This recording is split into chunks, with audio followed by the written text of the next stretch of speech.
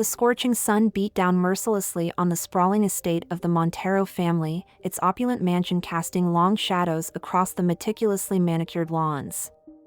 Amidst the sea of green, a solitary figure toiled tirelessly, his calloused hands working the earth with a tenderness that belied the harshness of his surroundings.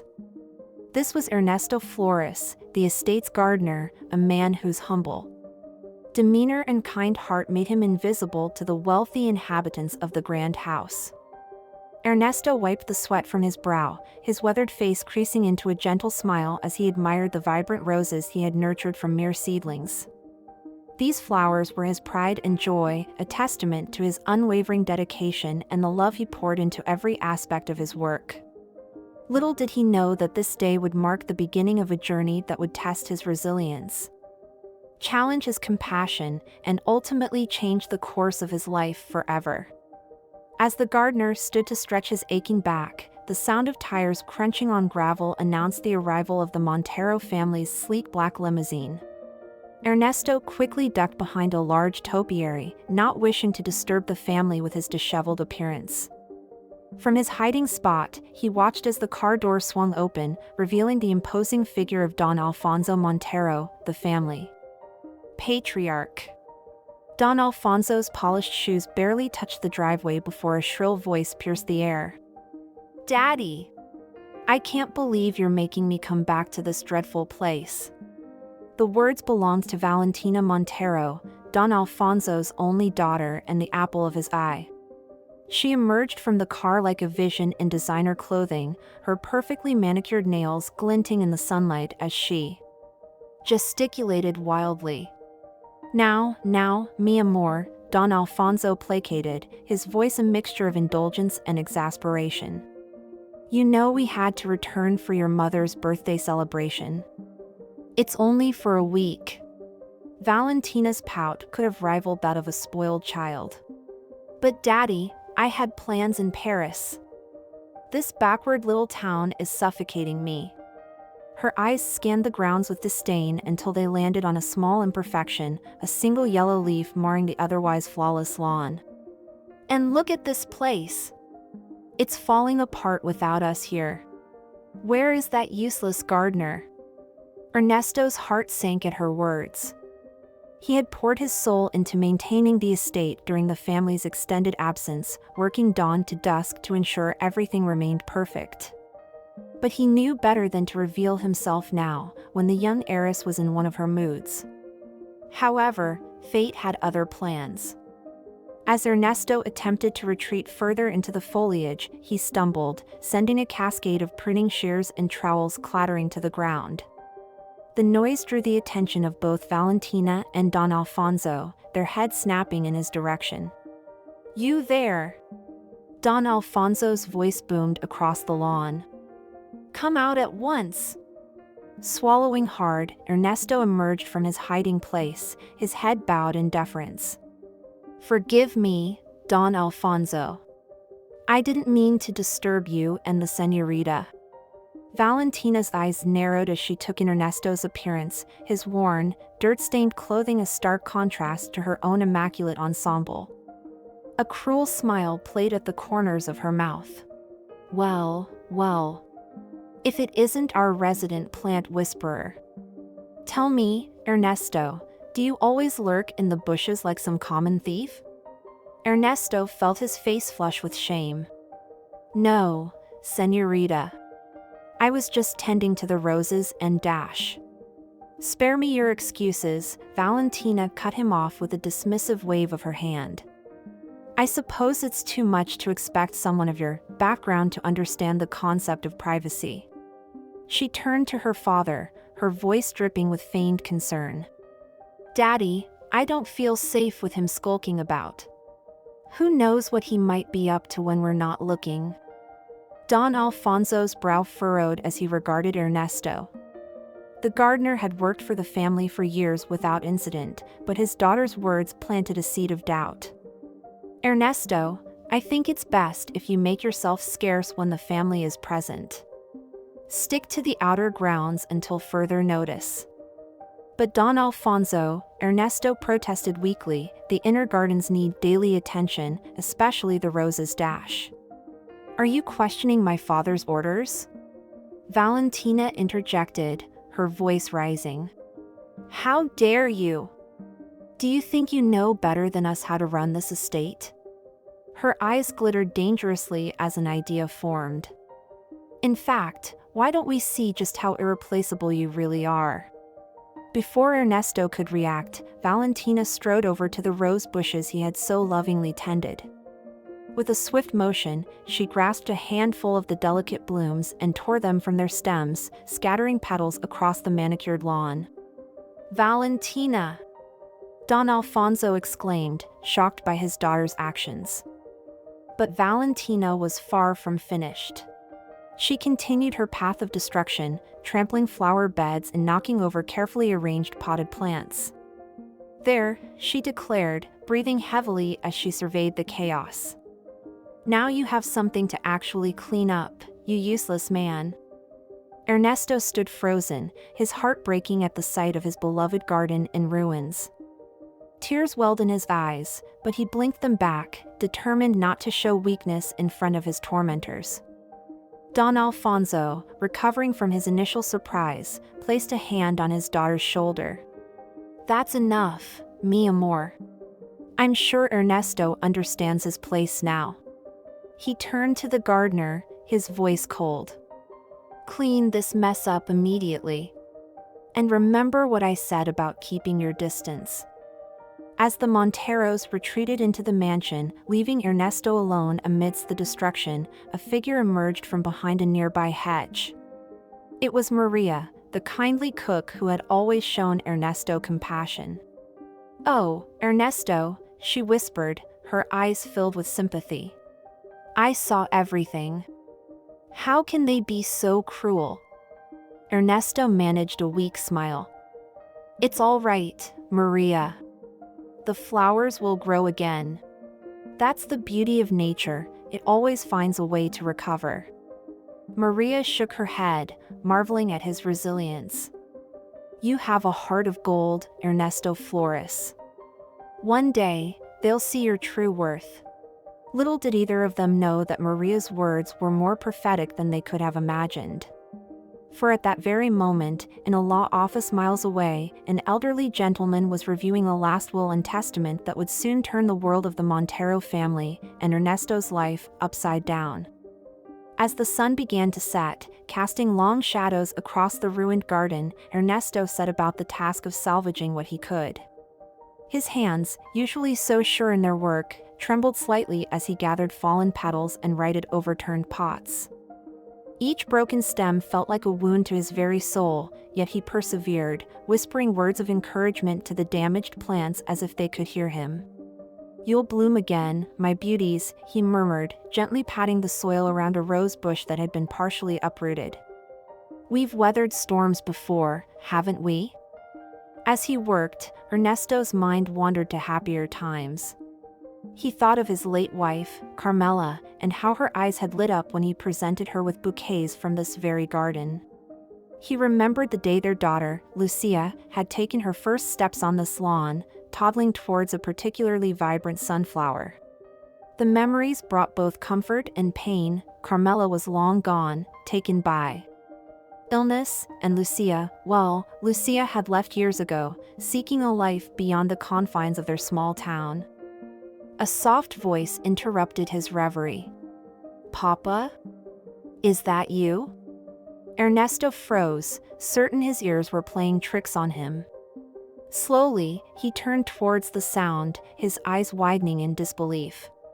There, standing at the edge of the garden, was a young woman with familiar warm brown eyes and a hesitant smile. Lucia? Ernesto whispered, hardly daring to believe it. Mi hija? The woman nodded, tears welling in her eyes. Yes, Papa. It's me. I've come home. In an instant, Ernesto crossed the distance between them, enveloping his daughter in a fierce embrace. Years of longing and unspoken words passed between them in that moment, as the setting sun bathed them in a golden glow. When they finally parted, Ernesto held Lucia at arm's length, drinking in the sight of her. But how? Why now? Lucia's expression grew serious. Papa, there's something I need to tell you. Something important. But first, what happened here? She gestured to the devastation around them. Ernesto sighed, the joy of reunion tempered by the reality of his situation. It's a long story, mi hija. Come, let's go home. I'll explain everything. As they walked towards the modest cottage at the edge of the estate where Ernesto lived, neither noticed the curtain twitching in one of the mansion's upper windows. Valentina Montero watched their retreating figures with narrowed eyes, a flicker of recognition and something akin to fear crossing her face. Inside the mansion, a heated discussion was taking place in Don Alfonso's study. I'm telling you, Alfonso, this is madness. The shrill voice belonged to Constanza Montero, Alfonso's wife and Valentina's mother. How can you even consider selling part of the estate? Don Alfonso pinched the bridge of his nose, feeling the beginnings of a headache. We have no choice, Constanza. The investments have gone bad, and we need the capital. It's either this or watch everything crumble around us. But surely there must be another way, Constanza pleaded. What about your contacts in the city? Surely one of them could offer a loan? Alfonso's bitter laugh cut through the air. Contacts? My dear, where have you been? Our so-called friends have been distancing themselves ever since rumors of our financial troubles began circulating. We're on our own. A knock at the door interrupted their argument. Enter, Alfonso called out gruffly. The family's longtime butler, Javier, stepped into the room, his face a mask of professional neutrality despite the tension he could feel radiating from his employers. Pardon the intrusion, Don Alfonso, but there's a call for you. It's Senor Rodrigo from the law firm in the city. He says it's urgent. Alfonso and Constanza exchanged a look of surprise. What could the family lawyer want at this hour? Very well, I'll take it in here, Alfonso said, reaching for the phone on his desk. As Javier quietly exited, closing the door behind him, Alfonso lifted the receiver to his ear. Rodrigo? What's this about? Constanza watched as her husband's expression changed from irritation to shock, then to disbelief. What do you mean, a lost will? Whose will? My grandfather's? But that's impossible, he died decades ago. The one-sided conversation continued for several more minutes, with Alfonso's responses becoming increasingly agitated. Finally, he slammed the phone down, his face ashen. Alfonso? Constanza ventured cautiously. What is it? What did Rodrigo say? Don Alfonso collapsed into his chair, looking suddenly much older than his years. It seems my grandfather had a second will. One that we knew nothing about until now. Rodrigo says it was found in some old files that were being cleared out. And? Constanza prompted, sensing there was more to come. Alfonso's eyes met hers, filled with a mixture of disbelief and growing anger. And according to this will, a significant portion of the estate doesn't belong to us at all. It was left to the family of his old gardener. Constanza gasped, her hand flying to her throat. The gardener? But that's... Ernesto, Alfonso finished, his voice barely above a whisper.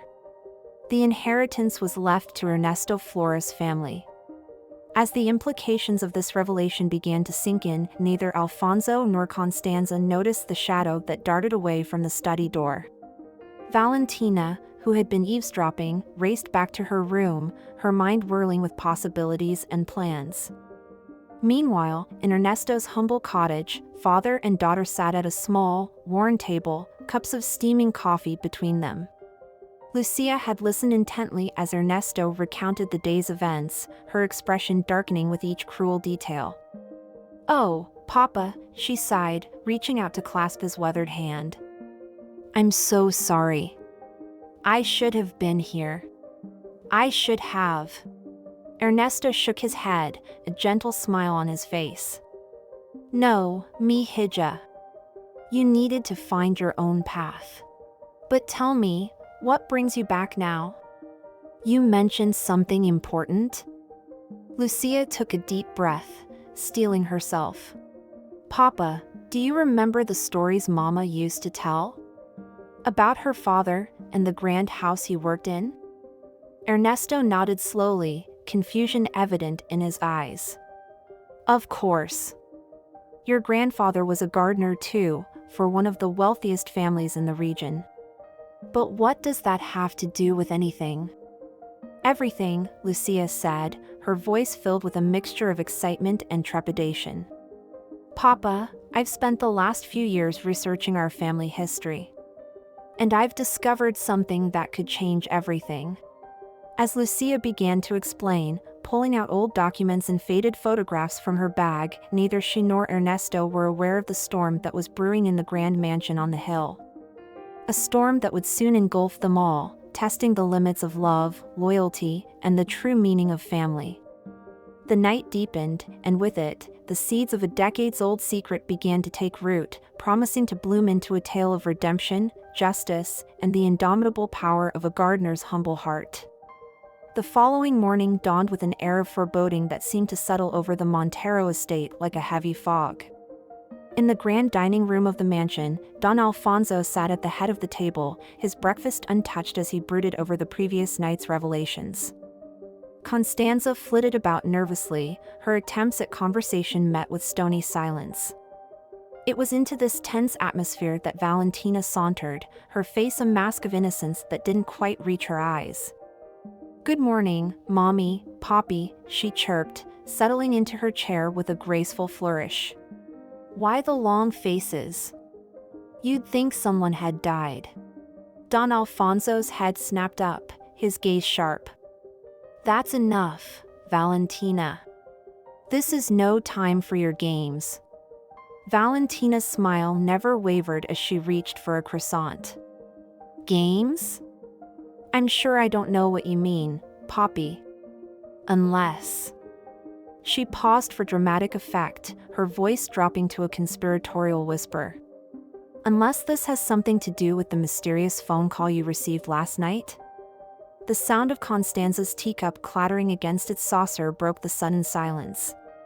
"Valentina! Were you eavesdropping?" "Oh, Mommy," Valentina laughed, a tinkling sound devoid of true mirth. "In this house, the walls have ears. But don't worry, your secret is safe with me." Her eyes glittered dangerously as she leaned forward. "Though I must say, the idea of our precious estate belonging to that dirty gardener is simply delicious." Don Alfonso slammed his fist on the table, causing both women to jump. "Enough! This situation is grave, Valentina. Our entire way of life is at stake." For a moment, Valentina's carefully constructed facade cracked, revealing a flicker of genuine fear. But it was gone as quickly as it appeared, replaced by a look of cool determination. "Then we'll simply have to make sure that doesn't happen, won't we?" As the Montero family grappled with their new reality, across the estate in Ernesto's modest cottage, a very different scene was unfolding. Ernesto and Lucia sat surrounded by a sea of documents, their heads bent together as they pored over faded letters and crumbling photographs. "You see, Papa?" Lucia said, pointing to a yellowed piece of paper. "This is a copy of the original will, dated just days before Don Alejandro Montero's death. It clearly states that a significant portion of the estate was to be left to his loyal friend and confidant, Miguel Flores, your father, my grandfather." Ernesto's weathered hands trembled as he took the document, his eyes wide with disbelief. "But how is this possible? We've lived and worked on this land for generations, yet we've never..." Known the truth, Lucia finished softly. It seems great-grandfather Miguel and Don Alejandro were more than just employer and employee. They were true friends, bound by a secret that went to their graves. As Ernesto struggled to process this information, a sharp knock at the door made them both start. Exchanging a wary glance, Ernesto rose to answer it, only to find himself face to face with a stern-looking man in an expensive suit. "Ernesto Flores?" the man inquired, his tone clipped and professional. Ernesto nodded, a sense of unease growing in the pit of his stomach. "I'm Rodrigo Vega, attorney for the Montero family," the man continued, producing a business card. "I need to speak with you regarding a matter of utmost importance. May I come in?" Before Ernesto could respond, Lucia appeared at his side, her posture protective. "I'm Lucia Flores, Ernesto's daughter and a lawyer myself. Whatever you have to say to my father, you can say to both of us." Rodrigo's eyebrows rose slightly, but he quickly regained his composure. "Very well. Mr. Flores, Miss Flores, I'm here to inform you that a document has recently come to light that may have significant implications for your family.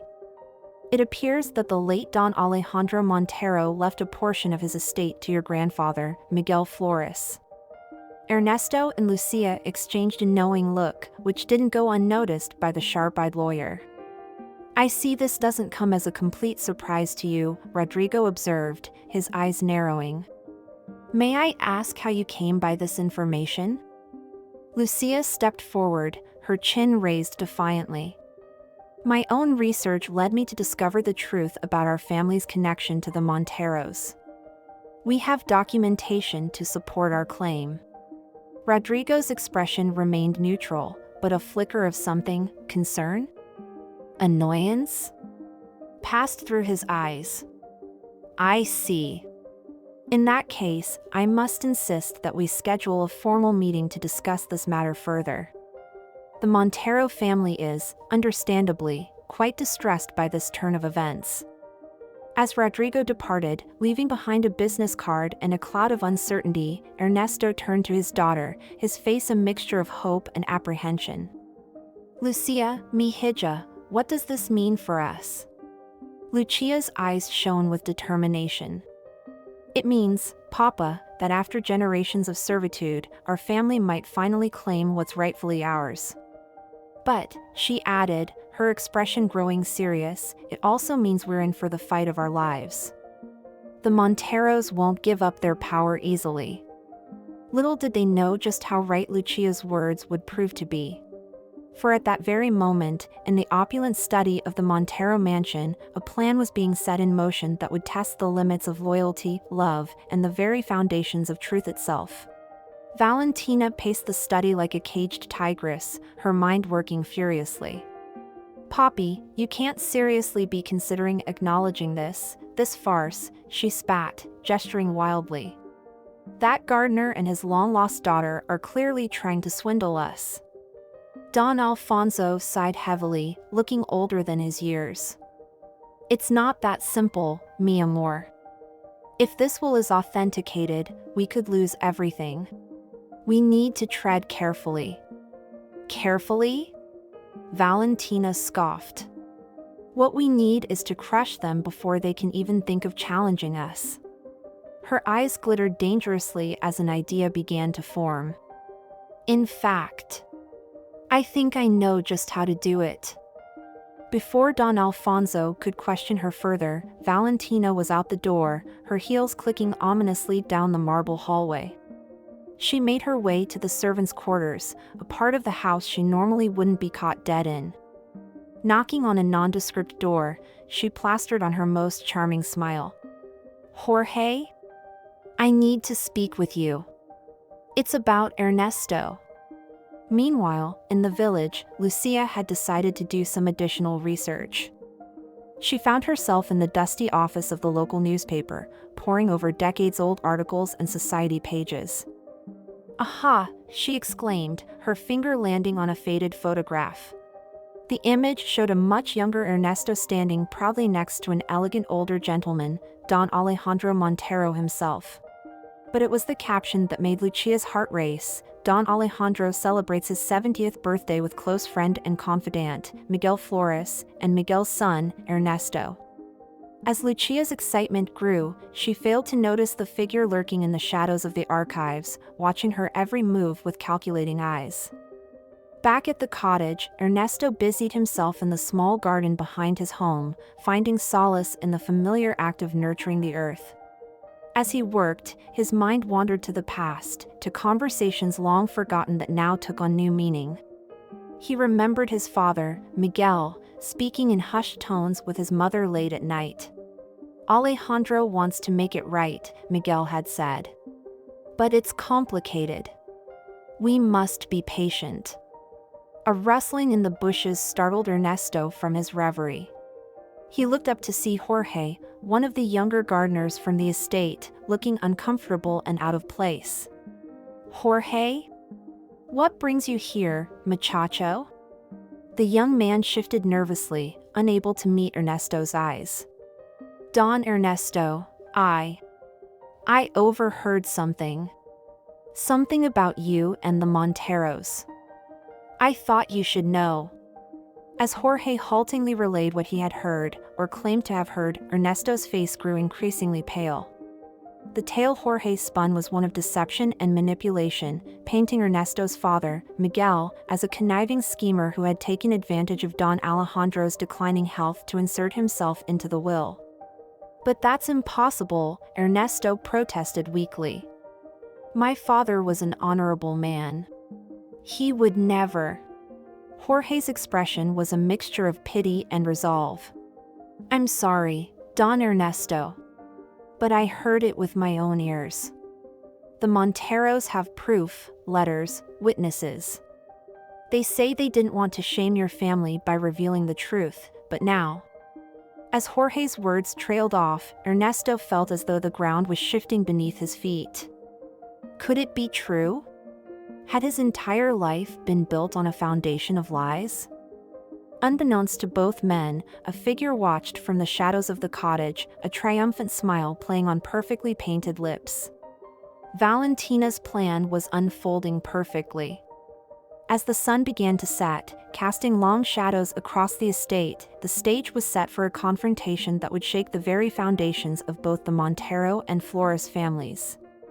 Secrets long buried were clawing their way to the surface, threatening to destroy everything and everyone in their path. In the grand salon of the Montero mansion, Don Alfonso paced nervously, awaiting the arrival of Ernesto and Lucia. Constanza sat rigidly on a plush sofa, her fingers worrying at the string of pearls around her neck. Valentina lounged in an armchair, the picture of nonchalance, though her eyes glittered with barely concealed excitement. The tension in the room was palpable when Javier, the butler, finally announced the arrival of their guests. Ernesto entered first, his usually proud shoulders slumped, followed closely by Lucia, whose sharp eyes took in every detail of the opulent room. "Ernesto, Lucia," Don Alfonso began, his voice strained with forced politeness. "Thank you for coming. We have much to discuss." Lucia stepped forward, her chin raised defiantly. "Indeed we do, Don Alfonso. I believe you're aware of the documents we've uncovered regarding your grandfather's will?" Before Alfonso could respond, Valentina let out a theatrical laugh. "Oh, you mean those forged papers you've cooked up? Please, spare us the theatrics." "Valentina," Alfonso warned, but his daughter was undeterred. "No, Poppy, it's time they knew the truth." Valentina rose, circling Ernesto and Lucia like a predator toying with its prey. "We know all about your little scheme. How your grandfather manipulated poor, sick Don Alejandro. How he wormed his way into the will, taking advantage of an old man's confused mind." Ernesto's face drained of color. "No, that's not. Jorge told me, but I didn't want to believe." Lucia whirled to face her father. "Papa? What are you talking about? What did Jorge tell you?" As Ernesto haltingly recounted Jorge's tale, Lucia's expression shifted from confusion to anger. "Papa, can't you see? They're trying to manipulate you. Jorge is lying, he has to be." "Oh, but he's not," Valentina purred, producing a stack of papers from a nearby desk. "We have proof. Letters, testimonies from staff who witnessed Miguel Flores' deception. It's all here, in black and white." Lucia snatched the papers, her eyes scanning them rapidly. With each passing moment, her face grew paler. The documents seemed genuine, letters in what appeared to be Miguel's handwriting, speaking of plans to deceive Don Alejandro, witness statements corroborating the story. This can't be real," Lucia stammered, her earlier confidence crumbling. Don Alfonso stepped forward, his expression a mixture of regret and resolve. "I'm afraid it is, Lucia. We didn't want it to come to this, but you've left us no choice. Your grandfather was a fraud, and any claim you think you have to this estate is null and void." Ernesto, who had been silent throughout this exchange, suddenly straightened, a flicker of his old strength returning. "No," he said quietly but firmly. "I don't believe it. My father was a good man, an honorable man. There must be some explanation." Valentina's triumphant smile faltered for a moment, but she quickly recovered. "The only explanation, old man, is that you've been living a lie. And now, it's time for you to face the truth and leave our property for good." As if on cue, Javier reappeared, holding open the grand doors of the salon. The message was clear: the Flores family was being dismissed, their hopes and dreams shattered in the space of a few cruel moments. Lucia, her legal mind racing to find a loophole, a defense, anything to counter this onslaught, found herself at a loss. The evidence, though suspicious in its convenience, seemed overwhelming. She took her father's arm, guiding him towards the exit, her heart breaking at the defeat evident in his slumped shoulders. But as they reached the threshold, Ernesto paused. Slowly, he turned to face the Monteros, his eyes meeting Valentina's triumphant gaze. And in that moment, something shifted. A spark of the old Ernesto, the man who had nurtured life from the unforgiving earth, who had weathered storms both literal and metaphorical, flickered to life. "This isn't over," he said softly, his voice carrying clearly in the hushed room. "The truth has a way of coming to light, no matter how deeply it's buried. And when it does..." He let the sentence hang, heavy with promise and warning. With that, Ernesto allowed Lucia to lead him out of the mansion, leaving behind a silence charged with unspoken tensions and the sense that this was merely the opening salvo in a war that would reshape both families forever. As the heavy doors closed behind them, Ernesto and Lucia found themselves standing in the balmy night air, the stars twinkling indifferently overhead. The weight of all that had transpired threatened to crush them, but Lucia refused to let despair take hold. "Papa," she said, gripping Ernesto's weathered hands in her own, "I don't care what those papers say. I know you, and I knew Abuelo Miguel through your stories. This isn't the end. We'll find the truth, I promise you." Ernesto managed a weak smile, drawing strength from his daughter's determination. "Gracias, mi hija. But where do we go from here? How can we fight against such cruelty?" As if in answer to his question, a figure emerged from the shadows of the topiary garden. Both Ernesto and Lucia tensed, half expecting another ambush, but their fears were allayed when they recognized Maria, the Montero family's longtime cook. "Don Ernesto, Señorita Lucia," Maria whispered urgently, glancing nervously over her shoulder. "I couldn't help but overhear what happened. You must not give up hope. There's something you need to know, something I've kept secret for far too long." Lucia's eyes widened. "What is it, Maria? What do you know?" Maria took a deep breath, steeling herself. "It's about Don Alejandro and your grandfather, Don Miguel." the true nature of their relationship, and the real reason behind the will. But we can't talk here. Meet me at the old greenhouse at midnight. I'll tell you everything. With that cryptic message, Maria melted back into the shadows, leaving Ernesto and Lucia to exchange bewildered looks. Could this be the key to unraveling the web of lies that had been spun around them? As they made their way back to Ernesto's cottage, neither noticed the curtain twitching in an upper window of the mansion. Valentina watched their retreating figures, a frown marring her perfect features. Something wasn't right. The old gardener and his meddlesome daughter should have been crushed by now, scurrying away with their tails between their legs. Instead, they walked with purpose, as if. No, Valentina muttered to herself, her manicured nails digging into her palms. This isn't over. I won't let them destroy everything we've built. With a determined glint in her eye, Valentina swept out of her room, her mind already formulating a new plan. She needed to ensure that whatever Maria was planning to reveal would never see the light of day.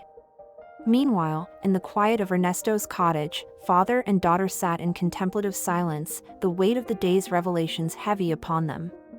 Lucia pored over the documents they had managed to salvage, searching for any inconsistency, any thread they could pull to unravel the Montero's lies.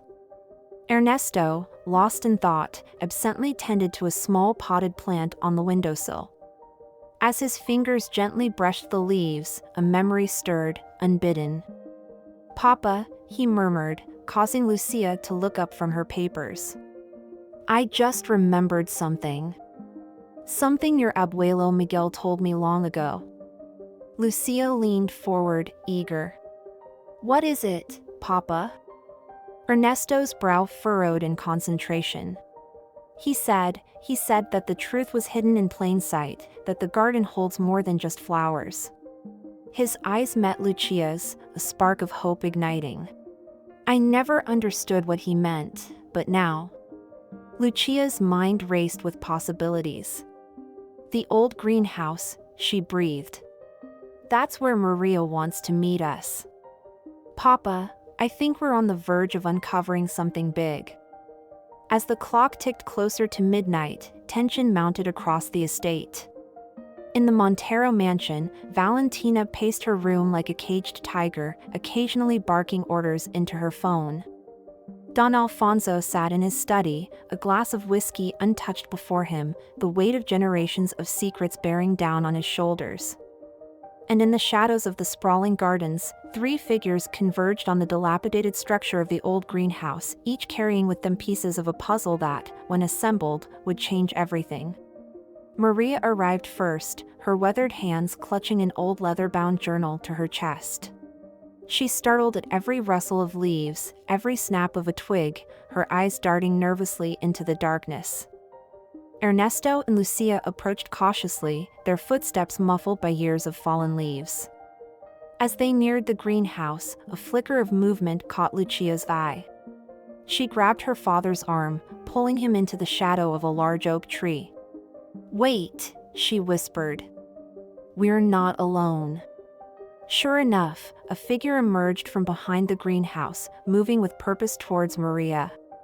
In the pale moonlight, the glint of something metallic sent a chill down Lucia's spine. "Jorge," Ernesto breathed, recognizing the young gardener. "What is he doing here?" Before they could intervene, Jorge reached Maria, his voice carrying faintly on the night air. "Señora Maria, I'm sorry, but I can't let you do this. The Monteros, they know everything." Maria clutched the journal tighter, her voice trembling but resolute. "No, Jorge. I've kept silent for too long. Don Alejandro and Don Miguel's wishes must be honored. The truth must come out."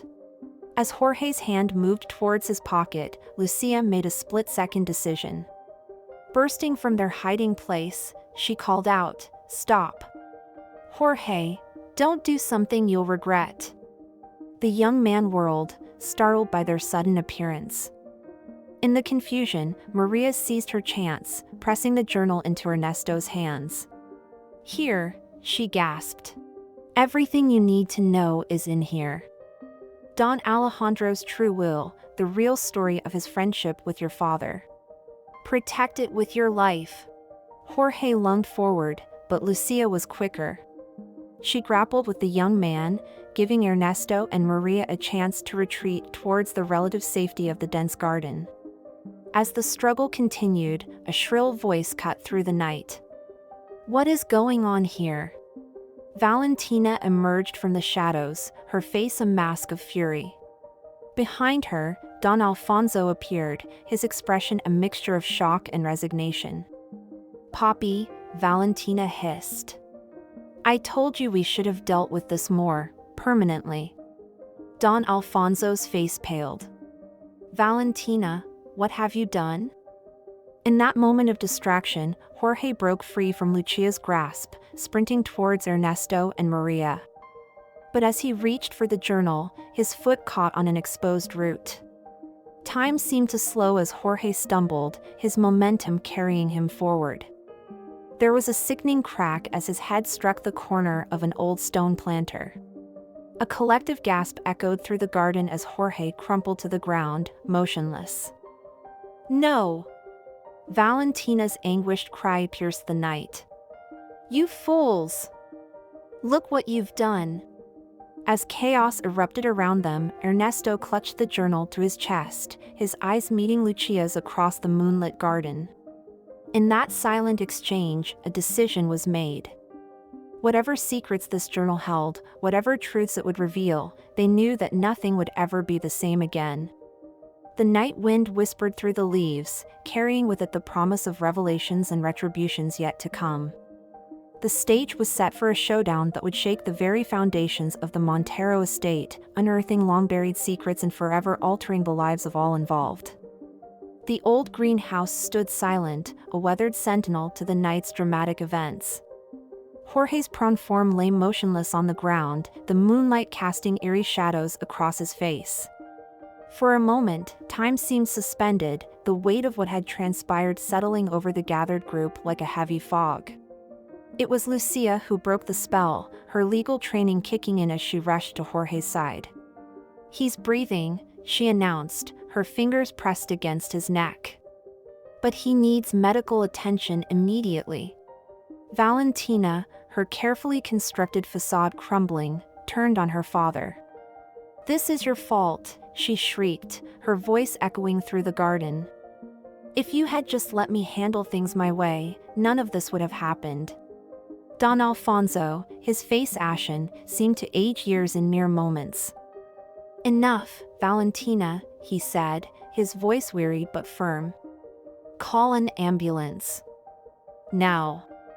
As Valentina fumbled with her phone, muttering curses under her breath, Ernesto stepped forward, the leather-bound journal clutched tightly to his chest. "Don Alfonso," he began, his voice steady despite the turmoil of emotions within him. "I think it's time we all learned the truth, don't you?" Alfonso's eyes flickered to the journal, a flicker of recognition passing across his features. "Where did you get that?" he whispered, reaching out with a trembling hand. "It doesn't matter," Lucia interjected, rising from Jorge's side. "What matters is what's inside. The real story of your grandfather and mine." Maria, who had been silent until now, stepped forward. "It's true, Don Alfonso. I've kept this secret for far too long, out of loyalty to your family. But Don Alejandro, he would have wanted the truth to come out." As the wail of approaching sirens cut through the night air, Alfonso seemed to come to a decision. "Very well," he said, squaring his shoulders. "But not here.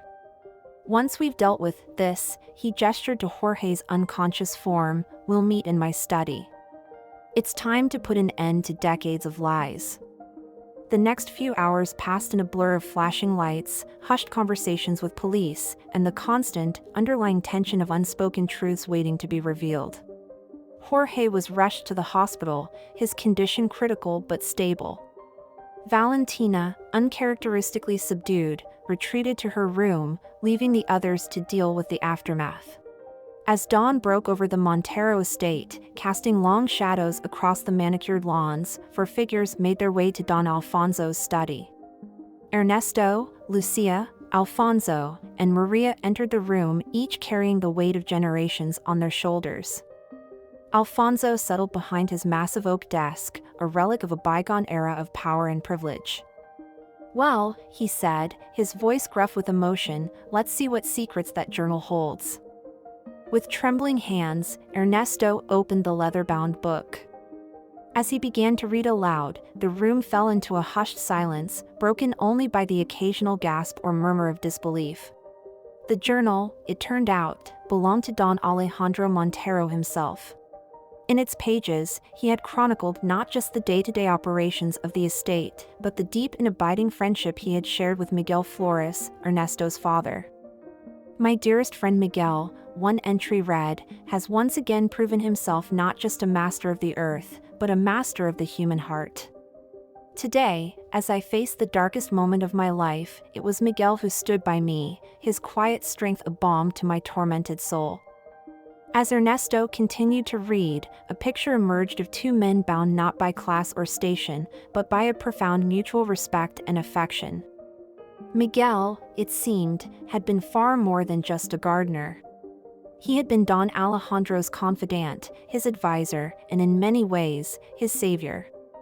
"I fear," another entry read, "that my own flesh and blood do not understand the true value of this land, of the people who tend it. But Miguel sees the estate for what it truly is, a living, breathing entity that requires love, dedication, and respect. It is for this reason that I have made my decision. The estate must be shared, not just owned. Miguel and his descendants must have a stake in its future, for only they truly understand its heart." Lucia, her legal mind racing, leaned forward. "So the will we found, it wasn't a deception at all. It was Don Alejandro's true wish." Alfonso, his face a mask of conflicting emotions, nodded slowly. "It would seem so. But then, how did things go so wrong?" It was Maria who provided the missing piece of the puzzle. "It was Don Alfonso's father," she said softly. "When Don Alejandro passed, he couldn't bear the thought of sharing the estate with a mere gardener. He suppressed the will, threatened those of us who knew the truth. We were young, scared, we didn't know what to do." A heavy silence fell over the room as the implications of this revelation sank in. Generations of lies, of misplaced resentment and false pride, all unraveling in the span of a few short hours.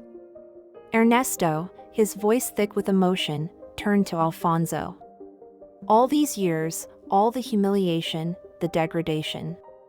And all along, this land was meant to be shared." Alfonso stood abruptly, moving to the window that overlooked the vast estate. For a long moment, he said nothing, his gaze fixed on the horizon where the first rays of sunlight were beginning to paint the sky in hues of gold and pink. When he finally spoke, his voice was barely above a whisper. "I've been a fool," he said. "Blinded by pride, by the weight of a legacy I never truly understood." He turned to face Ernesto and Lucia, his eyes shining with unshed tears. "Can you ever forgive us? Can we make this right?" Lucia, ever the pragmatist, stepped forward. "It won't be easy," she said. "There are legal hurdles, years of mismanagement to untangle.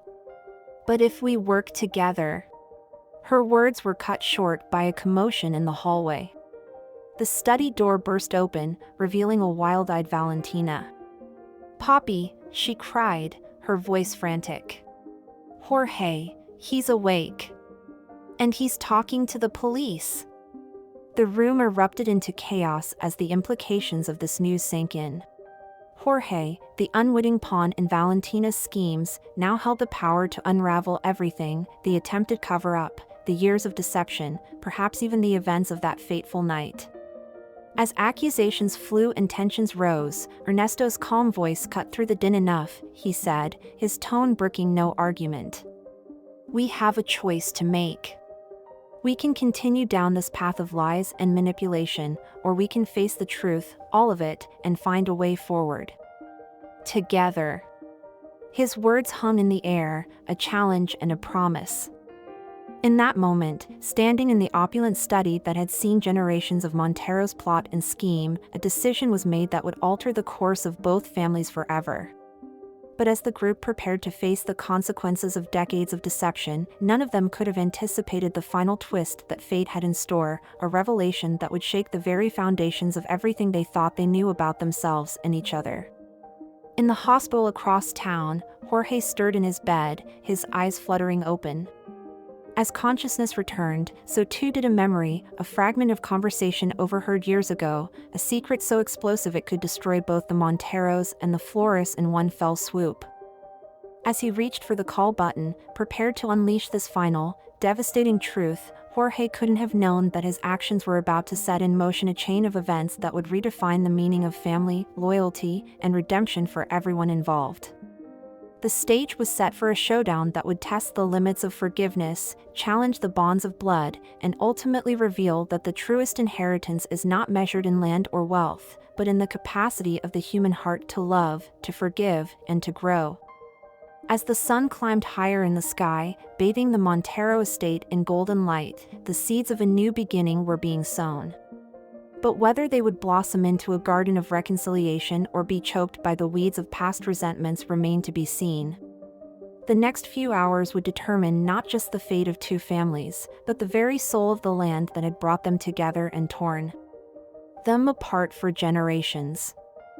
In the quiet of the hospital room, Jorge's finger hovered over the call button, the weight of his decision hanging in the balance. Little did he know that miles away, on the sprawling grounds of the Montero estate, forces were already in motion that would make his revelation just one piece of a much larger, more complex puzzle. Back at the mansion, the tense atmosphere in Don Alfonso's study was abruptly shattered by the shrill ring of a telephone.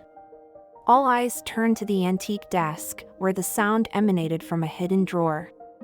Alfonso, his face a mask of confusion, reached for the handle. "That's impossible," he muttered. "This line hasn't been used in years. Not since." His voice trailed off as he pulled out an old, dust-covered phone. With a trembling hand, he lifted the receiver to his ear. "Hello?" The color drained from his face as he listened, his knuckles turning white as he gripped the edge of the desk for support.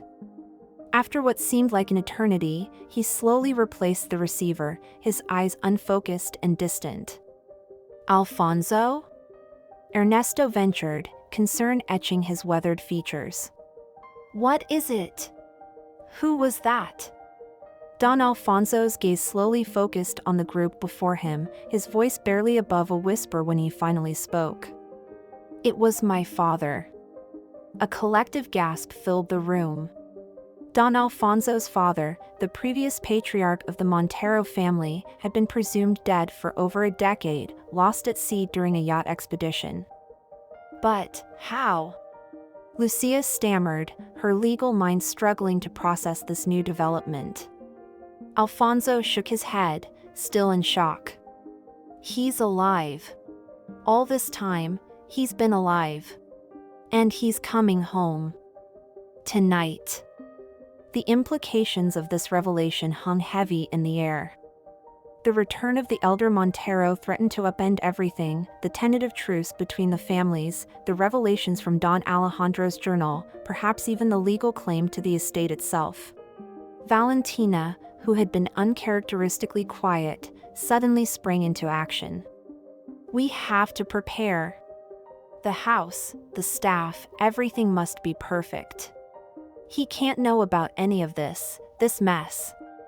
She gestured wildly at Ernesto and Lucia.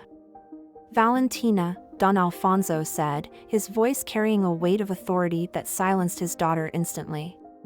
"No more lies. No more deception. When your grandfather arrives, he will face the truth, all of it. Ernesto stepped forward, his calm demeanor a stark contrast to the tension in the room. Don Alfonso is right. This may be our chance to finally set things right, to honor Don Alejandro's true wishes. Lucia nodded in agreement, her legal mind already racing with possibilities. We need to be strategic about this.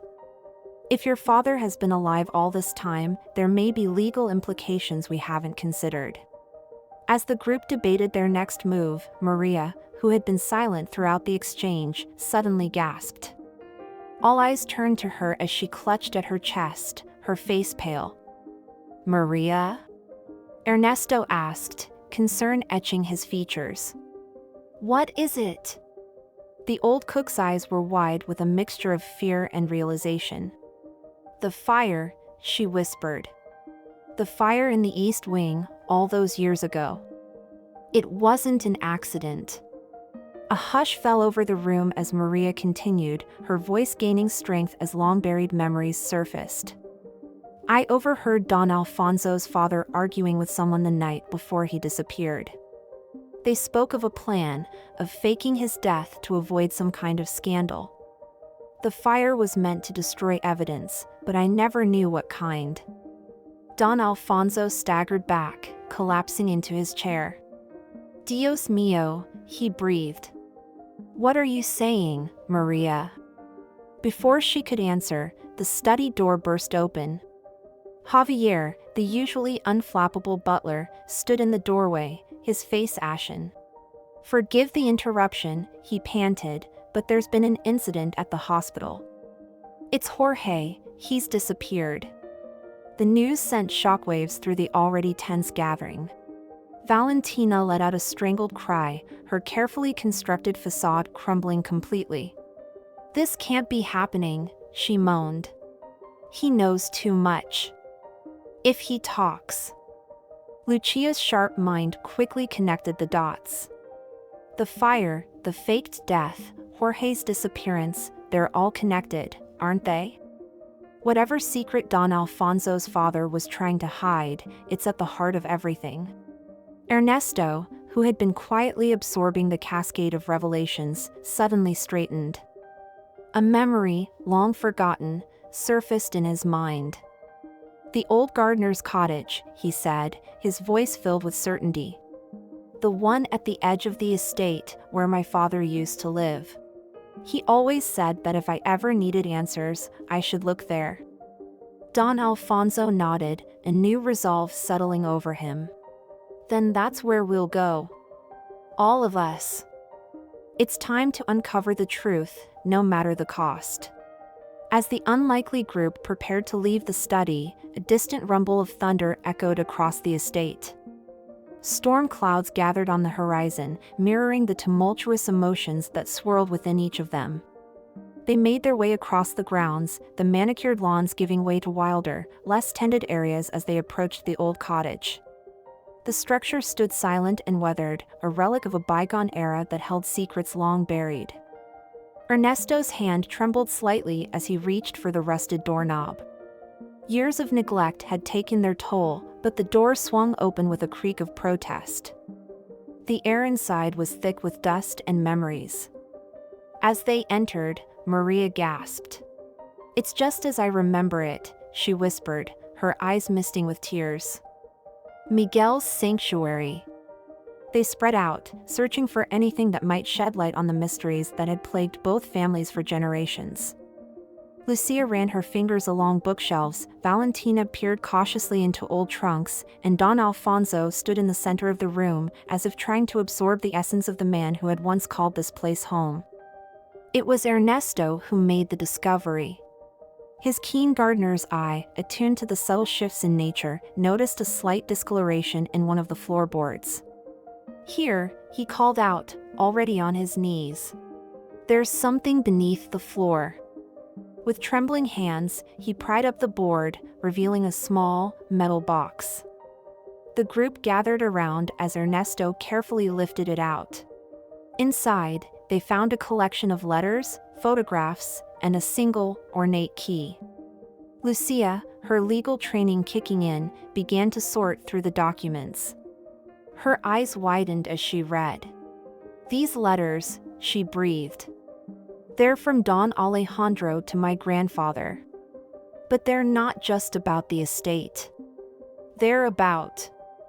Before she could finish, the cottage door burst open.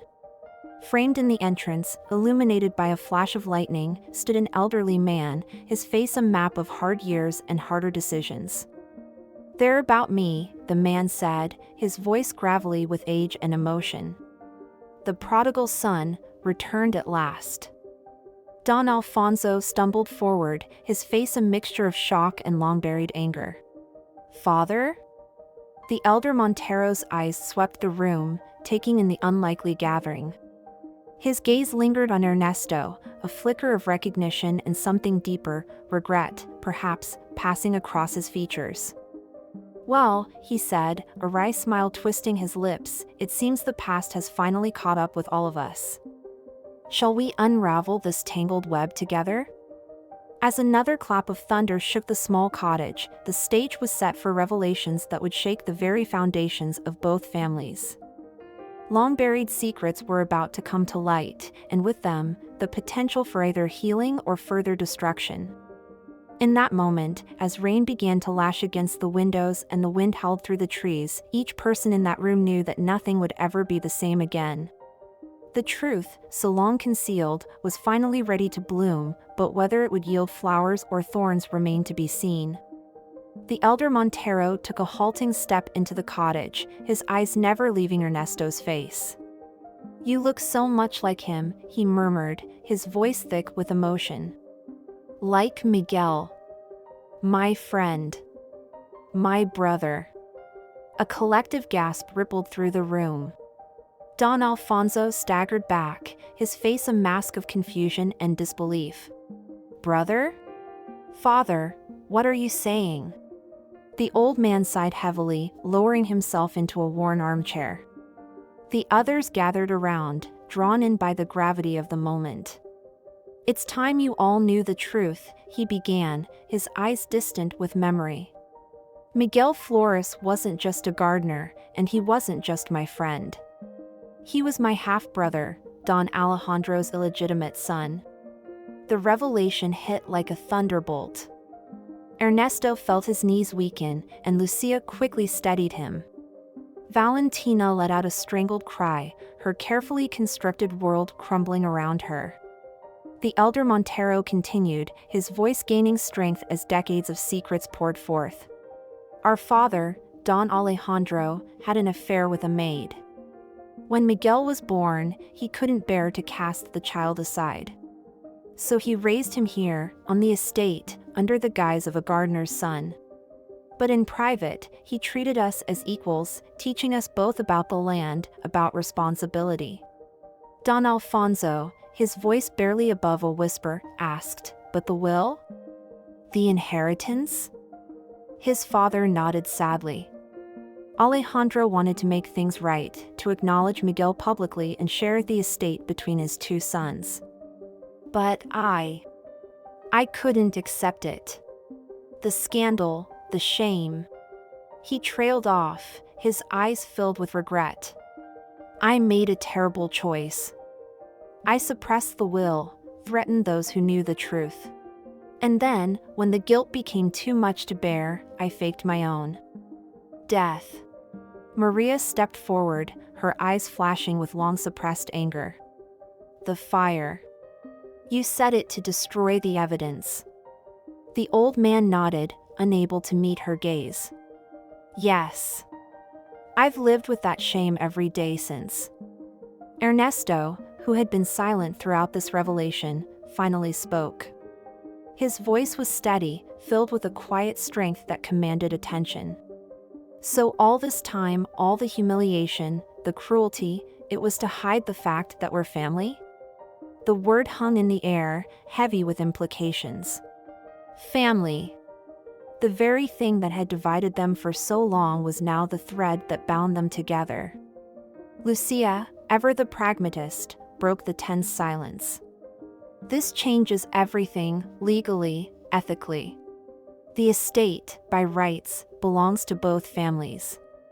Valentina, who had been uncharacteristically quiet, suddenly laughed, a harsh, bitter sound. Family? Rights? None of that matters now. Can't you see? We're ruined. Once this gets out, the scandal will destroy us all. But Don Alfonso, who had been staring out the window at the raging storm, turned to face the group. His expression was one of resolve, of a man who had carried a heavy burden for far too long. No, he said firmly. No more hiding. No more secrets. It's time we honored Don Alejandro's true wishes. It's time we became the family we were always meant to be. As if in response to his words, the storm outside began to subside. A ray of sunlight broke through the clouds, illuminating the dusty interior of the cottage. It fell across the faces of those gathered, Monteros and Flores alike, highlighting the similarities that had been there all along. Ernesto stepped forward, extending his hand to the elder Montero. "Tío," he said, the word feeling strange yet right on his tongue. "We have much to discuss, much to repair. But perhaps, together, we can make this land bloom as Don Alejandro always dreamed it would." As the two men clasped hands, a sense of possibility filled the room. The path ahead would not be easy. There were legal battles to fight, public opinions to sway, and deep-seated resentments to overcome. But in that moment, in the humble gardener's cottage where it had all begun, the seeds of reconciliation were finally taking root. Lucia, her legal mind already racing with possibilities, began to outline a plan for moving forward.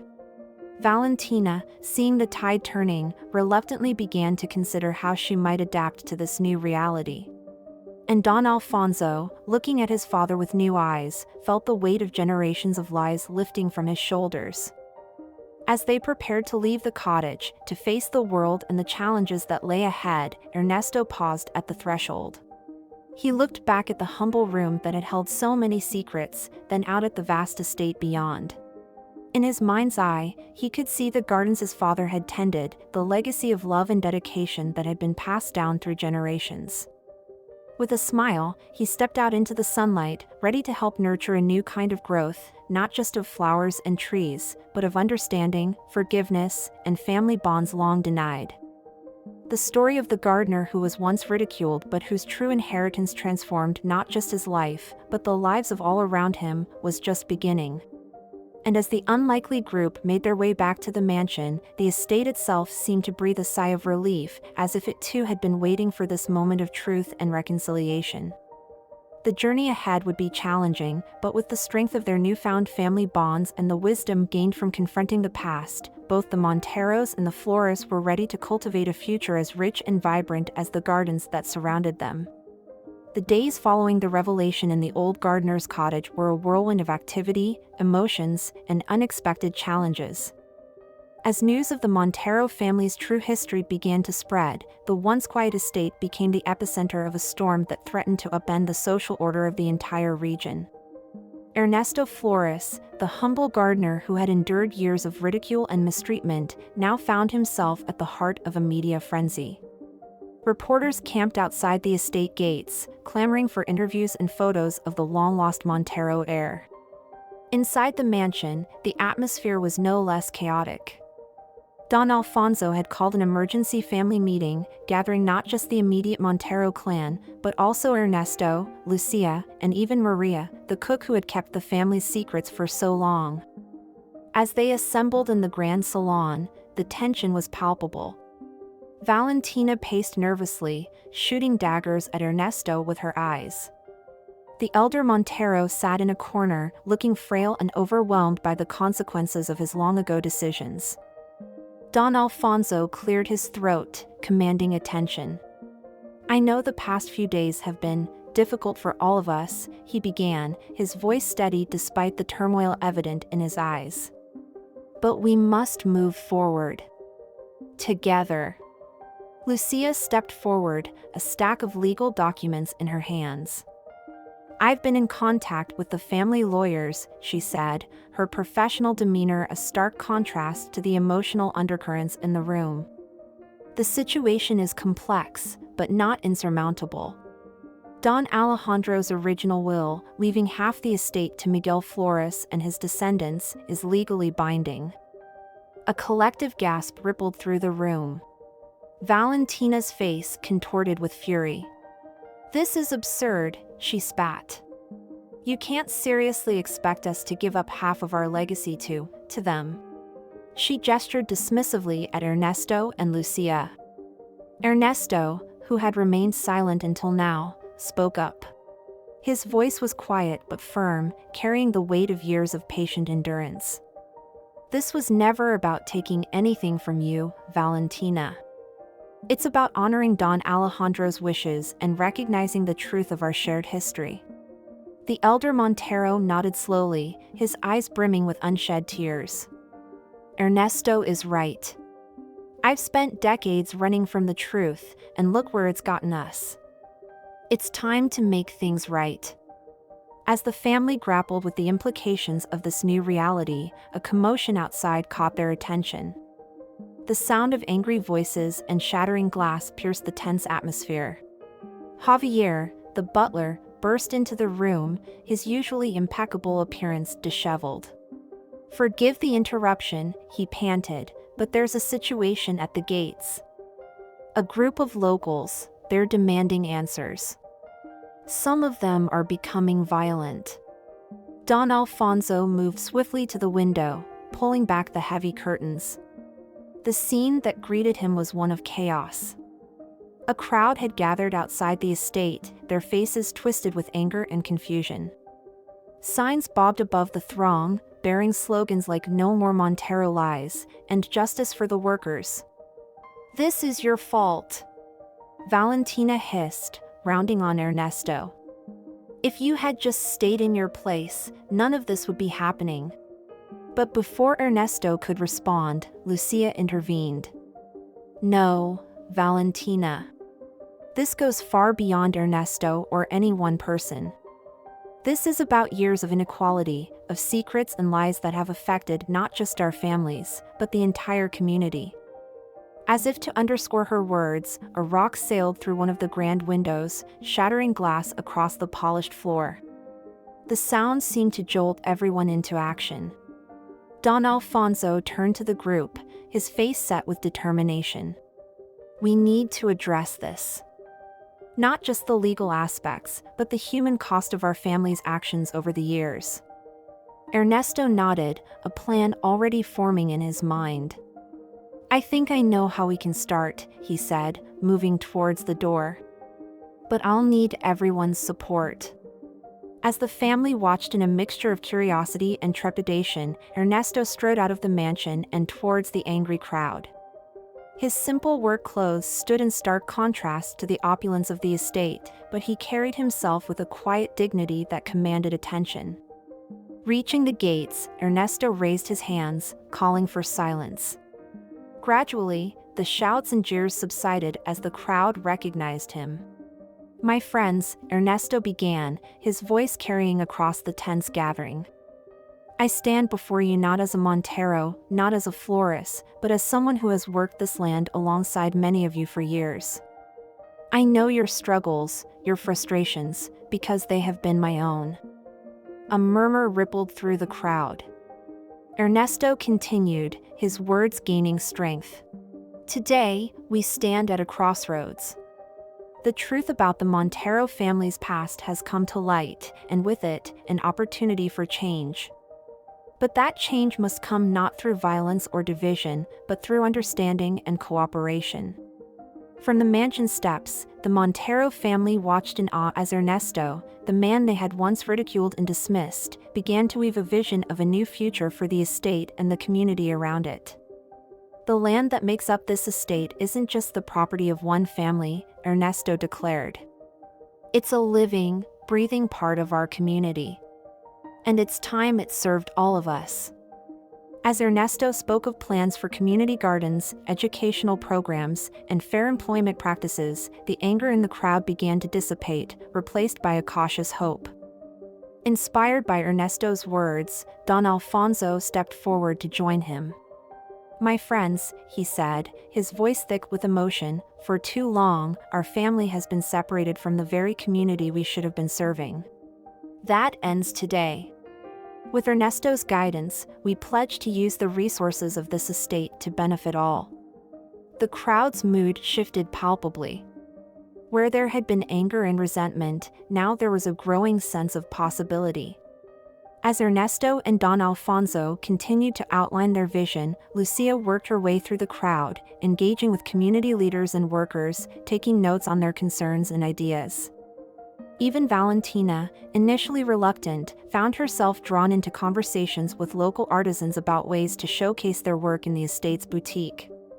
As the sun began to set, casting a golden glow over the scene, the angry mob had transformed into an impromptu town hall meeting. Ideas were shared, grievances aired, and the first tentative steps towards reconciliation were taken. Back in the mansion, as the family regrouped to discuss the day's events, there was a palpable shift in the atmosphere. The elder Montero, who had been silent throughout much of the drama, finally spoke up. "I've spent decades running from the truth," he said, his voice quavering with age and emotion. "But watching Ernesto today, I saw the leader that Don Alejandro always hoped would emerge from our family. Not through bloodline alone, but through character and compassion." Don Alfonso nodded, a newfound respect evident in his eyes as he looked at Ernesto. "You're right, Father. And it's time we embraced that vision fully." As night fell over the estate, the family gathered on the terrace, looking out over the land that had been both a source of privilege and pain for so long. The gardens that Ernesto had tended with such care over the years seemed to glow in the moonlight, a testament to the beauty that could flourish when nurtured with love and dedication. Lucia, ever practical, was already drafting plans for the legal and structural changes needed to implement their new vision. Valentina, though still wary, found herself contributing ideas for community events and local partnerships. As the family talked long into the night, a sense of purpose and unity began to take root. The path ahead would not be easy, there were still legal hurdles to overcome, deep-seated prejudices to address, and a community's trust to rebuild. But for the first time in generations, the Montero estate felt alive with possibility. Ernesto, standing slightly apart from the group, felt a profound sense of peace wash over him. He thought of his father, of Don Alejandro, and of all those who had come before, tending this land with love and respect. In honoring their legacy, he had found not just his inheritance, but his true calling. As the first light of dawn began to peek over the horizon, Ernesto made his way to the gardens, ready to begin his daily routine. But this morning was different. As he knelt to tend a bed of roses, he heard footsteps behind him. Turning, he saw Don Alfonso, Valentina, and Lucia approaching, each carrying gardening tools. "We thought we might join you this morning," Don Alfonso said, a hint of uncertainty in his voice. "If you'll have us, that is." Ernesto's face broke into a warm smile. "Of course," he said, gesturing to the garden around them. "There's always room for more hands in tending to beauty." As the unlikely group began to work side by side, the sun rose fully, bathing the estate in golden light. The garden seemed to come alive, as if recognizing the dawn of a new era. In that moment, as the once divided family worked together to nurture new growth, the true transformation of the Montero estate, and all those connected to it, had begun. The gardener who had once been ridiculed now stood as a beacon of hope, his humble wisdom and unwavering compassion guiding them all towards a brighter, more inclusive future. But even as this new harmony began to blossom, none of them could have anticipated the challenges that still lay ahead. For in the shadows, old resentments festered, and forces beyond the estate's borders were taking notice of the changes afoot. The Montero Flores legacy was far from secure, and the greatest tests of their newfound unity were yet to come. As Ernesto guided his newfound family in the art of tending to the earth, he couldn't shake the feeling that this was just the beginning of a much larger story, one that would require all of their strength, compassion, and resilience to see through to its conclusion. The estate, once a symbol of division and inequality, was slowly transforming into a beacon of hope and reconciliation. But the journey from ridicule to redemption was far from over, and the true test of their newfound bonds was yet to come. As weeks turned into months, the Montero estate underwent a remarkable transformation.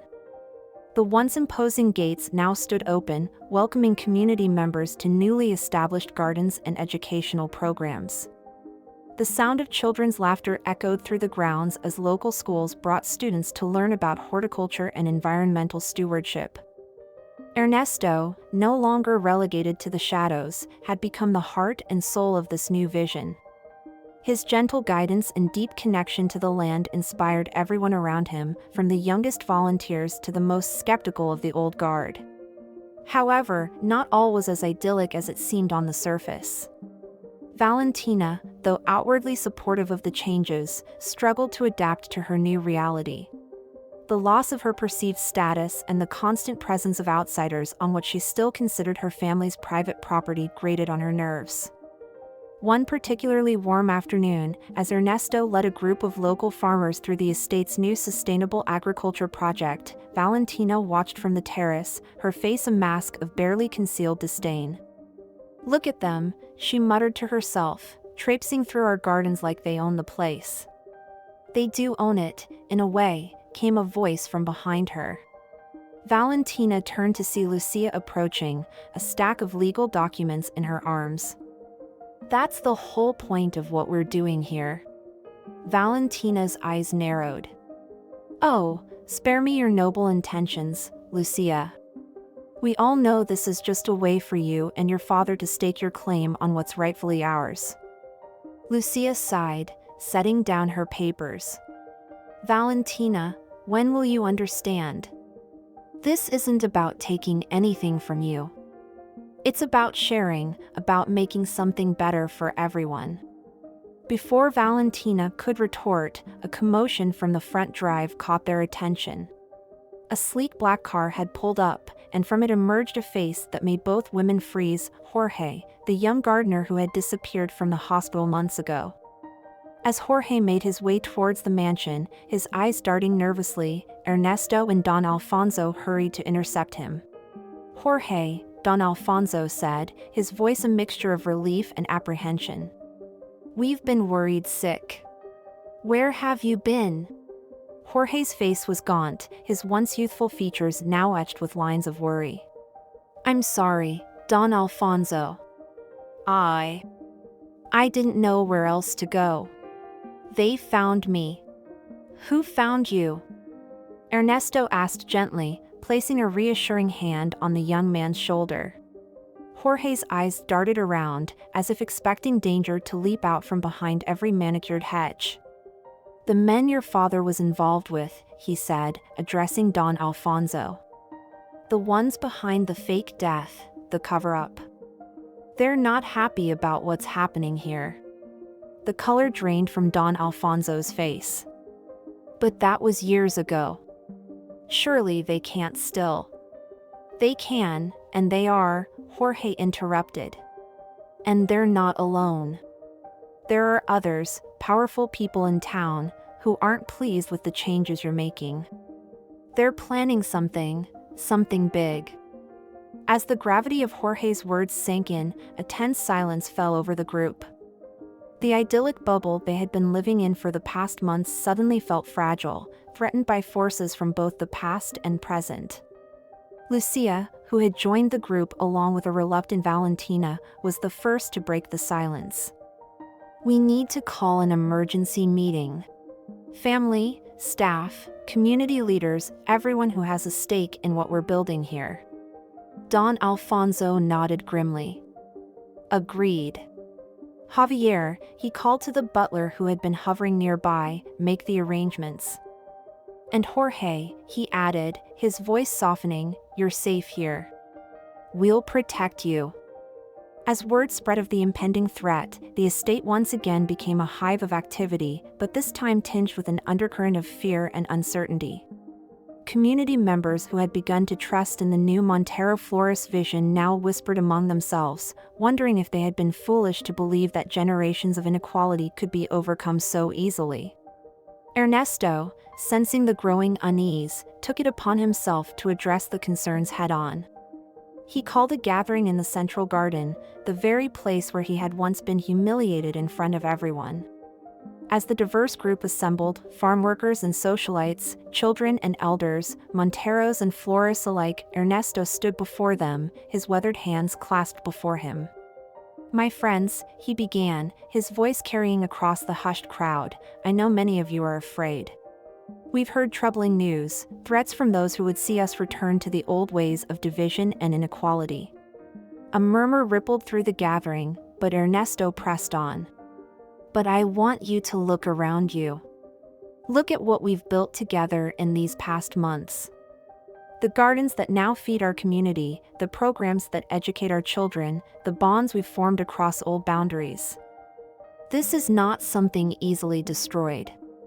As he spoke, Ernesto's eyes fell on Valentina, standing at the edge of the crowd with her arms crossed. To his surprise, he saw a flicker of something in her expression, not the usual disdain, but a hint of uncertainty, perhaps even fear. "We have faced adversity before," Ernesto continued, his voice gaining strength. "Each of us, in our own ways.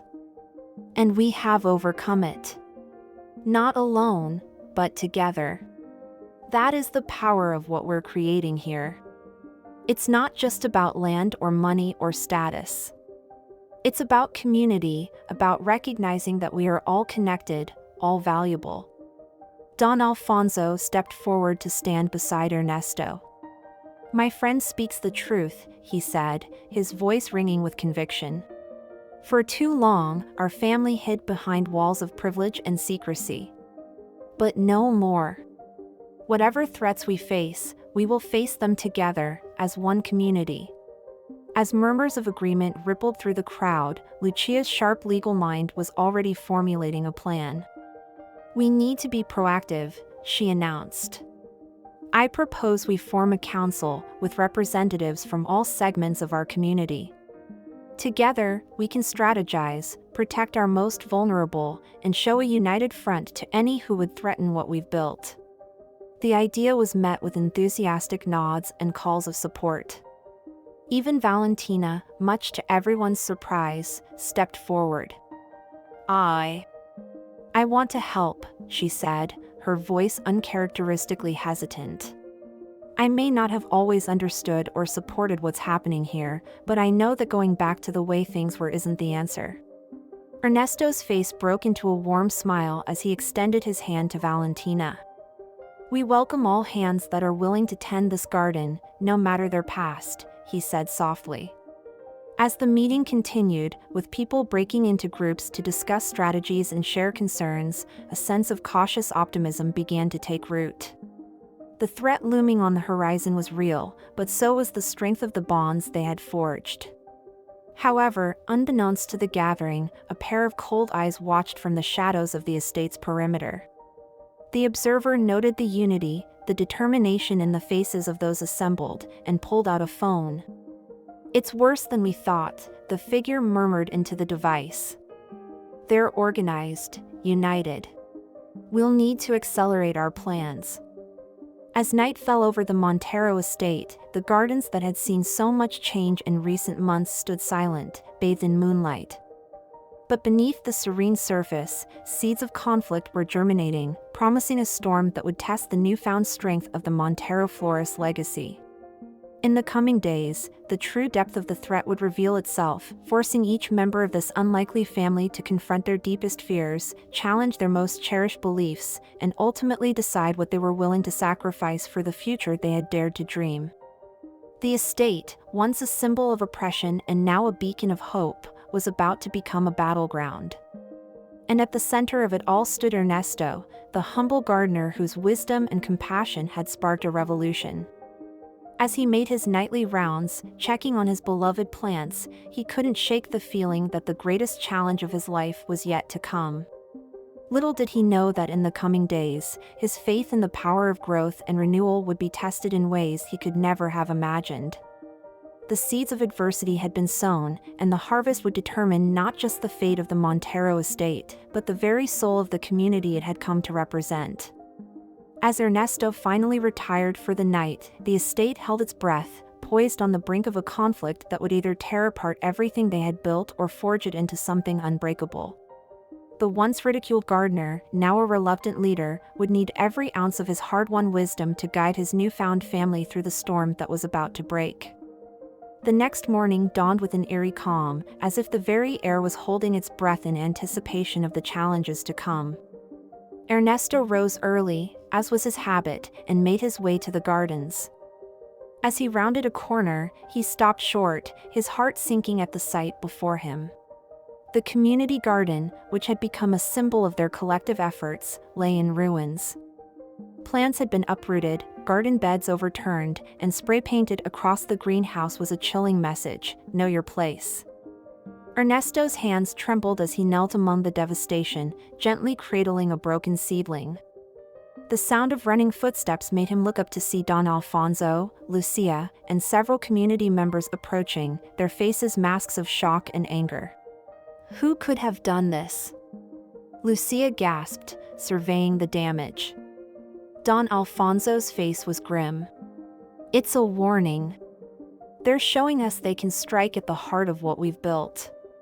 As the group stood in stunned silence, Valentina's voice cut through the tension. Well, are we just going to stand here gawking, or are we going to do something about it? All eyes turned to her in surprise. Valentina, still in her silk pajamas and designer slippers, was already pulling on a pair of gardening gloves. This garden meant something to all of us, she said, a hint of her old defiance in her voice. I'm not about to let some cowards with spray paint take that away. Ernesto's face broke into a proud smile. Valentina's right. This is not the time to despair. This is the time to show our strength. As if spurred by these words, the group sprang into action. Word spread quickly, and soon the garden was filled with community members, all working together to repair the damage. Children replanted seedlings, elders shared their knowledge of healing plants, and even some of the town's most skeptical residents showed up to lend a hand. As they worked, Ernesto moved among them, offering encouragement and guidance. But his mind was racing, trying to piece together the larger picture. Who was behind this attack? And what would they do next? His thoughts were interrupted by the arrival of Jorge, who had been keeping a low profile since his return. The young man's face was pale, his eyes darting nervously. Don Ernesto, he said in a low voice, there's something you need to know. I overheard something last night. I think I know who's behind this. Before Jorge could elaborate, a commotion at the estate's entrance caught everyone's attention. A group of stern-looking men in suits was making their way towards them, led by a face that made Don Alfonso's blood run cold: Carlos Menendez, his father's old business partner and one of the most powerful men in the region. Well, Menendez called out, his voice dripping with false concern. Looks like you've had a bit of trouble in paradise. Such a shame.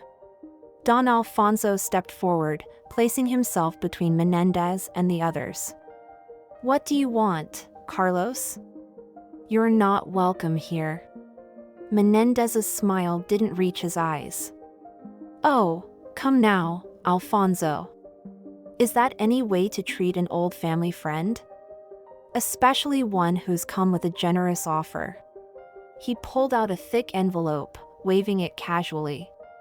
Inside is an offer to buy the estate, at well above market value, I might add.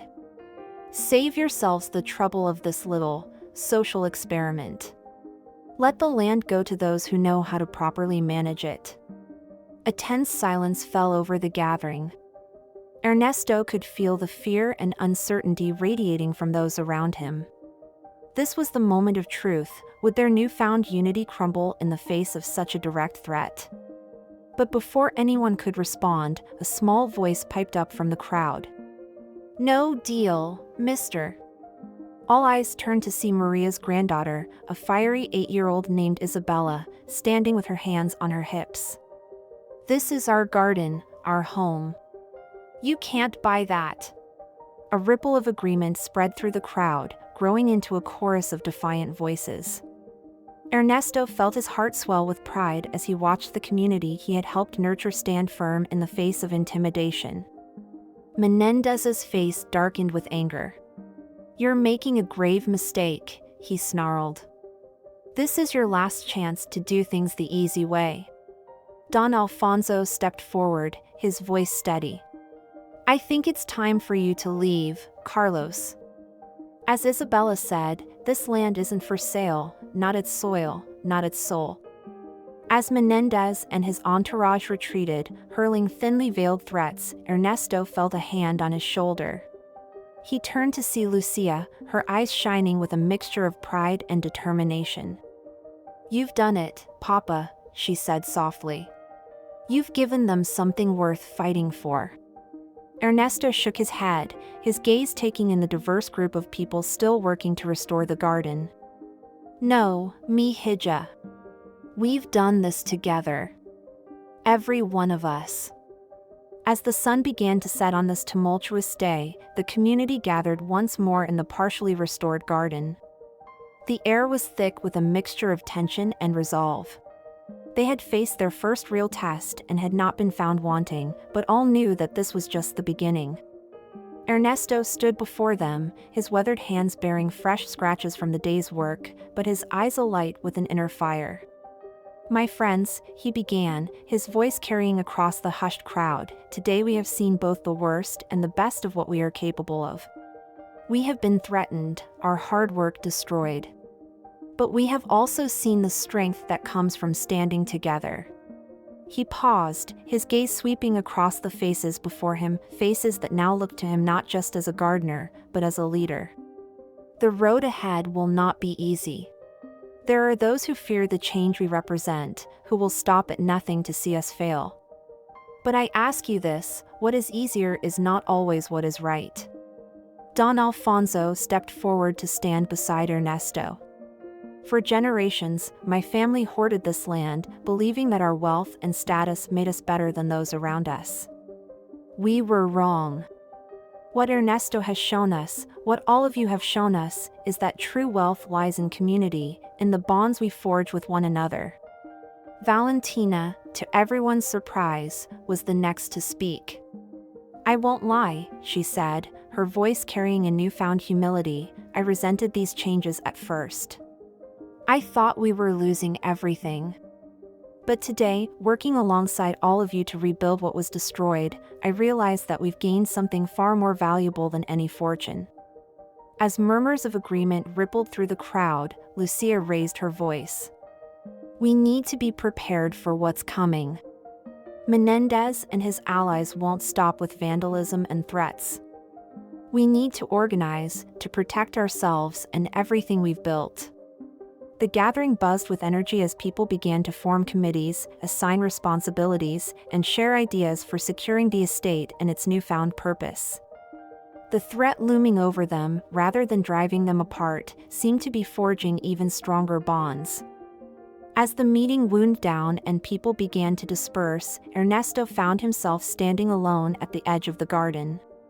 He looked out over the estate, taking in the blend of manicured lawns and newly planted community plots, the grand mansion now flanked by modest homes for workers. A soft voice interrupted his reverie. Quite a change from when you first came here, isn't it? Ernesto turned to see Maria, the old cook who had been a silent witness to so much of the estate's history. She smiled at him, her eyes twinkling with a mixture of wisdom and mischief. I remember the day you arrived, she continued, just a boy, really, following in your father's footsteps. Who could have imagined then that you would be the one to bring it all full circle? Ernesto smiled softly, remembering the wide-eyed young man he had once been. I never sought this role, Maria. I only wanted to tend to the earth, to help things grow. Maria chuckled, patting his arm. And that's exactly why you were the right one to do it, mi hijo. You understood that the most important growth happens in the heart. As they stood in companionable silence, watching the last rays of sunlight paint the sky in brilliant hues, Ernesto felt a profound sense of both accomplishment and trepidation. They had come so far, but the challenges ahead loomed large. Suddenly, a commotion near the main house caught their attention. Jorge came running towards them, his face pale with fear. "Don Ernesto! Dona Maria! Come quickly! It's the elder Don Montero, he's collapsed." Heart racing, Ernesto rushed to the mansion, Maria following as quickly as her aged legs would allow. They found the old man in his study, surrounded by a frantic Don Alfonso, Valentina, and Lucia. "He just fell," Alfonso explained, his voice shaking. "The doctor is on his way, but..." The elder Montero's eyes fluttered open, focusing with effort on Ernesto. "My boy," he wheezed, reaching out a trembling hand. "I need to tell you the truth. All of it." Ernesto knelt beside him, taking the old man's hand in his own. "Save your strength, Don. The doctor will be here soon." But the elder Montero shook his head weakly. "No time. Listen, the fire, all those years ago. It wasn't just to hide the will. There were documents. Proof of illegal dealings. Menendez, he was part of it. That's why he wants the land. To bury the evidence, for good." The room fell silent as the implications of this revelation sank in. Lucia's mind was already racing, connecting the dots. "That's why they're so desperate to stop us," she breathed. "If we uncover those documents..." The old man's grip on Ernesto's hand tightened. "In the garden," he whispered. "Your father, he knew. Hid them, for safekeeping. The old oak, by the stream." With a final, shuddering breath, the elder Montero's eyes closed, his hand going limp in Ernesto's grasp. The room erupted into chaos, Valentina calling frantically for the doctor, Alfonso trying to revive his father, Lucia already on the phone with their lawyers. But Ernesto remained still, his mind reeling from the implications of what he had just heard. His father, the man he had idolized, had been keeping secrets of his own. Secrets that could change everything. As the doctor arrived and the family rallied around the unconscious patriarch, Ernesto slipped out of the room. His feet carried him automatically to the old oak by the stream, a massive tree that had stood witness to generations of Montero and Flores history. In the fading light, Ernesto ran his hands over the gnarled bark, searching for any sign of disturbance. As his fingers found a small, almost imperceptible seam, he heard footsteps approaching. "Papa?" Lucia's voice called out softly. "What are you doing out here?" Ernesto turned to face his daughter, his expression a mixture of determination and uncertainty. "Lucia, there's something we need to find. Something that could change everything." As Ernesto explained what the elder Montero had revealed, Lucia's eyes widened. "If those documents exist," she said, her legal mind already assessing the implications, they could bring down Menendez and his entire operation. "But Papa, it could also implicate the Monteros. Are you sure you want to open this Pandora's box?" Ernesto's hand rested on the old oak, feeling the life pulsing beneath its bark. "The truth has been buried for too long, mi hija. Whatever the consequences, it's time for it to see the light of day." Together, father and daughter began to search the base of the tree. As the last light faded from the sky, Lucia's hand caught on something, a small, rusted latch hidden among the roots. With trembling fingers, Ernesto pulled, revealing a small cavity. Inside lay a waterproof container, its contents untouched by time. As they opened it, revealing a stack of yellowed documents, the gravity of what they had uncovered settled over them. These papers held the power to reshape not just their future, but the future of the entire community. "What do we do now, Papa?" Lucia whispered, her voice barely audible over the gentle rustling of leaves. Ernesto took a deep breath, feeling the weight of responsibility settling on his shoulders. "We do what's right, mi hija. We bring the truth to light, and we face whatever comes together." As they made their way back to the mansion, the documents safely tucked away, neither Ernesto nor Lucia noticed the figure watching from the shadows.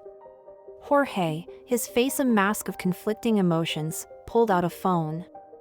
"They found them," he whispered into the device. "The documents, they know everything." The voice that responded was cold, calculating. "Then we have no choice. Initiate the final plan. By this time tomorrow, the Montero estate will be nothing but ashes." As Jorge ended the call, his hand shaking, he looked back at the retreating figures of Ernesto and Lucia. The choice he would make in the coming hours would determine not just his own fate, but the fate of everyone he had come to care for. The seeds of adversity had fully sprouted, and the harvest promised to be one of reckoning. As night fell over the Montero estate, the stage was set for a final confrontation that would test the limits of loyalty, justice, and the power of redemption. Ernesto, the once ridiculed gardener turned unlikely hero, stood at the precipice of his greatest challenge yet. The truth he had unearthed threatened to uproot everything, but as he had learned throughout his life, sometimes destruction was necessary for new growth to flourish. As he clutched the documents that held so much power, Ernesto sent up a silent prayer not for himself, but for the strength to guide his newfound family through the storm that was about to break. Little did he know that the true test of his wisdom, compassion, and leadership was just beginning. The Montero estate, once a symbol of oppression and now a beacon of hope, was about to become a battleground. And at its heart stood Ernesto, the humble gardener whose life had been transformed by an inheritance far greater than land or money, the inheritance of truth, justice, and the unbreakable bonds of a community united. The dawn broke over the Montero estate, painting the sky in hues of pink and gold that belied the tension simmering beneath the surface. Ernesto stood at the window of his modest cottage, the weight of the documents heavy in his hands and even heavier on his conscience. The choice before him was clear, yet fraught with consequences that would ripple far beyond the estate's borders. A soft knock at the door stirred him from his reverie. "Papa?" Lucia's voice called softly. "It's time."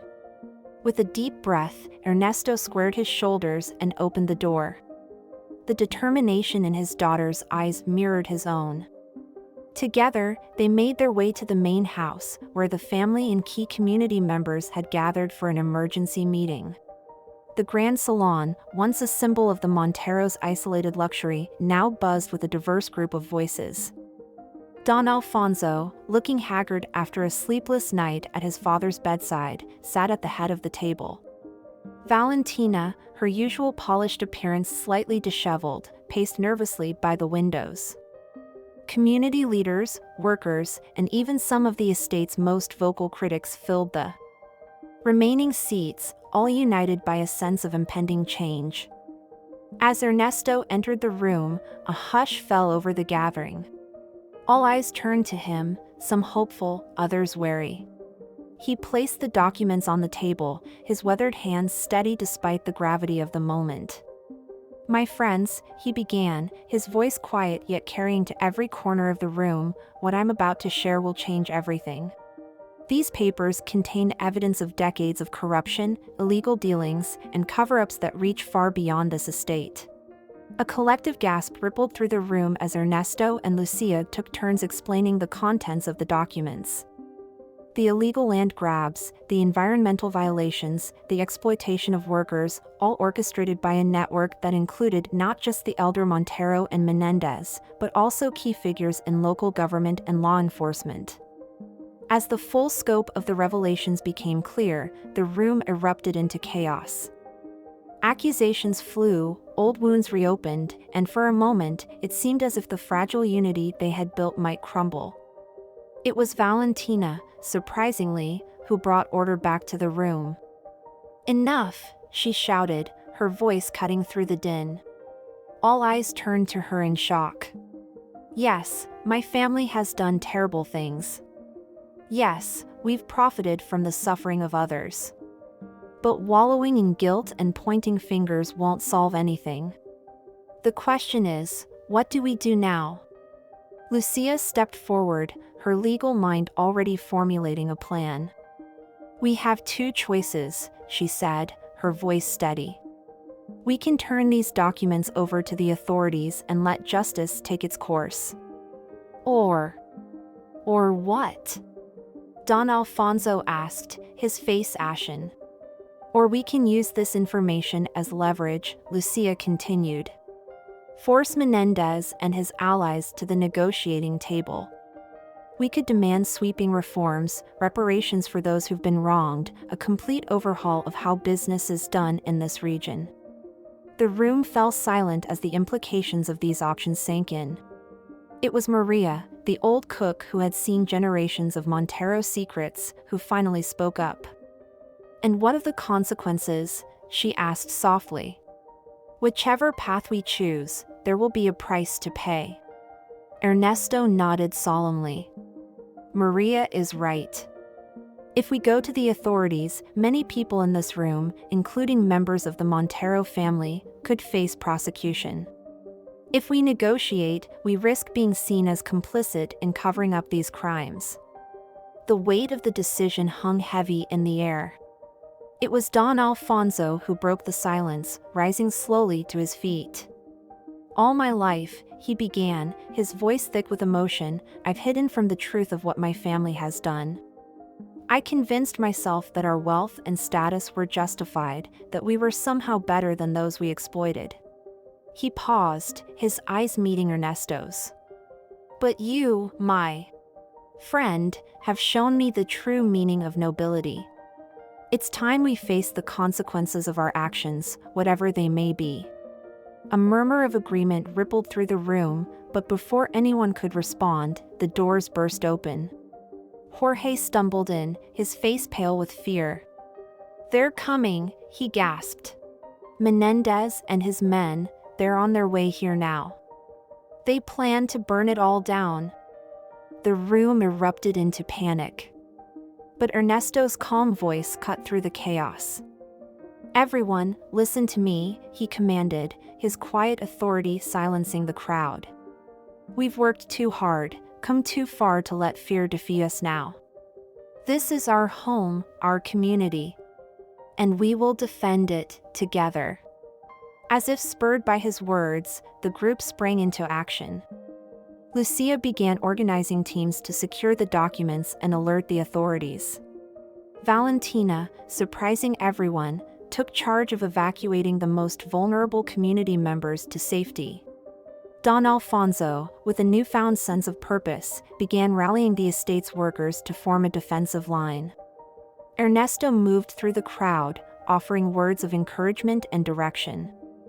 But his mind was racing, searching for a solution that wouldn't end in violence. As he stepped outside, surveying the estate that had been his whole world, an idea began to form. "The gardens," he murmured to himself. "Our strength has always been in the land." With renewed determination, Ernesto gathered a group of the estate's most experienced gardeners and farmers. As Menendez's convoy approached in the distance, they put Ernesto's plan into action. When Menendez and his men arrived at the estate's gates, they were met not with armed resistance, but with a sea of humanity. Every member of the community, from the oldest grandparent to the youngest child, stood shoulder to shoulder, armed with nothing but gardening tools and an unshakable resolve. Menendez stepped out of his car, his face contorted with rage. "What is the meaning of this?" he snarled. "Step aside, or we'll mow you down." It was Ernesto who stepped forward, a single seedling cradled gently in his hands. "You can try, Carlos," he said, his voice carrying across the tense silence. "But for every plant you destroy, we'll plant 100 more. For every building you burn, we'll build a stronger community. You can't destroy what we've grown here, not with fire, not with bullets, not with all your money and power. As Ernesto spoke, members of the community began to step forward, each placing a plant or seed in the ground before Menendez and his men. Children laid down flowers, elders sowed vegetable seeds, and even Valentina, her designer clothes smeared with dirt, planted a young tree. The symbolic act seemed to deflate Menendez's anger, replacing it with confusion and a grudging respect. "You're all fools," he spat, but his voice lacked conviction. "Do you think this gardening will stop what's coming?" "No," Lucia said, stepping up beside her father. "But this will." She held up her phone, where a live stream was already going viral, broadcasting Menendez's threats and the community's peaceful resistance to the world. "It's over, Carlos," Don Alfonso added, joining them. "The authorities are on their way. The truth is out. But it's not too late for you to be on the right side of history." For a long moment, the future hung in the balance. Then, slowly, Menendez's men began to lower their weapons. One by one, they stepped back, leaving their leader isolated and powerless. As the sound of police sirens grew in the distance, Menendez's shoulders sagged in defeat. "You'll regret this," he muttered, but the threat sounded hollow even to his own ears. In the days that followed, the Montero estate became the epicenter of a seismic shift in the region's power structure. The documents Ernesto and Lucia had uncovered led to a wave of arrests and reforms.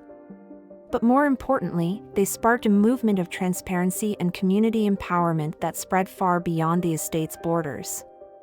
1 month after the confrontation at the gates, the estate hosted a very different kind of gathering. People from all walks of life came together to celebrate the inauguration of the Montero Flores Community Trust, a new entity that would manage the estate's resources for the benefit of all. As Ernesto stood before the crowd to give a speech, he found himself momentarily overwhelmed by the journey that had brought him to this point. From a ridiculed gardener to the catalyst of a social revolution, it was almost too much to comprehend. "My friends," he began, his voice thick with emotion, "we stand here today not as masters and servants, not as rich and poor, but as equals. United by our love for this land and our commitment to each other." He paused, his eyes scanning the faces before him, faces that now looked to him not with scorn or pity, but with respect and affection. "The true inheritance we celebrate today is not one of money or land," Ernesto continued. "It is the inheritance of hope. The knowledge that when we come together, when we nurture not just the soil but our connections to one another, we can overcome any adversity." As Ernesto's words rang out across the gathered crowd, a sense of possibility seemed to bloom like a tangible force. The once divided community had become something new, something stronger. The wounds of the past would take time to fully heal, but the seeds of a brighter future had been firmly planted. In the years that followed, the Montero estate became a model for sustainable community development. The gardens flourished, new businesses sprouted, and a generation of children grew up knowing the value of hard work, compassion, and unity. And at the heart of it all was Ernesto, the humble gardener whose wisdom had transformed not just the land, but the very soul of a community. Though he never sought the spotlight, his quiet leadership continued to inspire all who knew him. As the sun set on another day of growth and promise, Ernesto stood in his beloved gardens, surrounded by the fruits of decades of labor. Lucia approached, linking her arm through his. "Are you happy, Papa?" she asked softly. Ernesto smiled, his weathered face creased with joy. "Mi hija," he replied, "I am more than happy. I am content. We have built something here that will outlast us all." As they stood together, watching the next generation of gardeners tend to the flourishing plants, Ernesto felt a profound sense of peace. The cycle of growth, challenge, and renewal would continue long after he was gone. But the lessons of compassion, perseverance, and the transformative power of community, these would be his true, lasting legacy. In the end, the gardener who was once ridiculed had not just redeemed himself. He had sown the seeds of redemption for an entire community, proving that the most valuable inheritance is not what we receive, but what we nurture and pass on to others.